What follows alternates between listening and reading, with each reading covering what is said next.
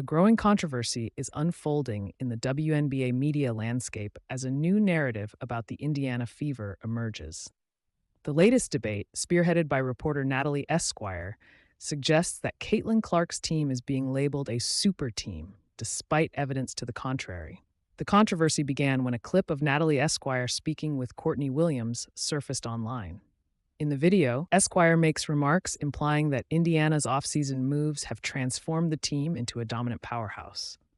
However, this claim has been met with widespread skepticism, given that the Fever is led by a second-year player and a mix of veterans rather than an established dynasty.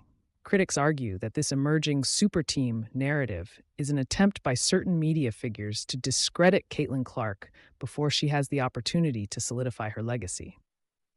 With her rapid rise in the league, many believe Clark is on track to win championships and become the face of the WNBA. However, some suspect that figures within the league and media are eager to downplay her potential impact by framing her success as a product of team construction rather than individual talent. The Fever made key acquisitions, including Natasha Howard and other seasoned players, but their roster still lacks the depth and dominance typically associated with a true super team.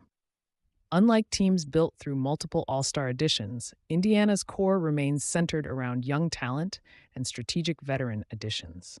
Critics argue that this roster is simply the product of a well-managed rebuild, not an unfairly assembled powerhouse.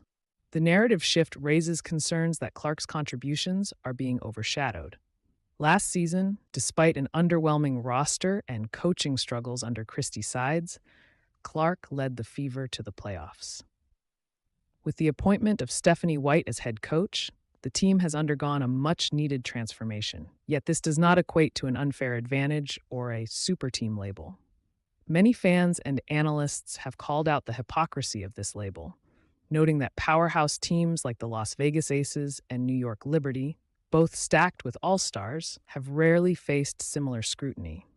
Esquire's comments have now ignited backlash across social media, with fans questioning her credibility and consistency, particularly given her previous stance defending other dominant teams. Esquire has also found herself embroiled in NBA-related drama due to her frequent social media activity. A recent tweet of hers about NBA Face of the League debates drew widespread criticism, with users labeling her opinions as contradictory. As backlash mounts, some are calling for Esquire to take a step back from online discourse to avoid further controversy. Despite the noise, the Fever remains focused on the upcoming 2025 WNBA season. With Clark at the helm and a revitalized roster, expectations are high. However, the influence of media narratives and officiating will play a significant role in determining their trajectory. If they can overcome external distractions, Indiana could be well on its way to competing for a championship.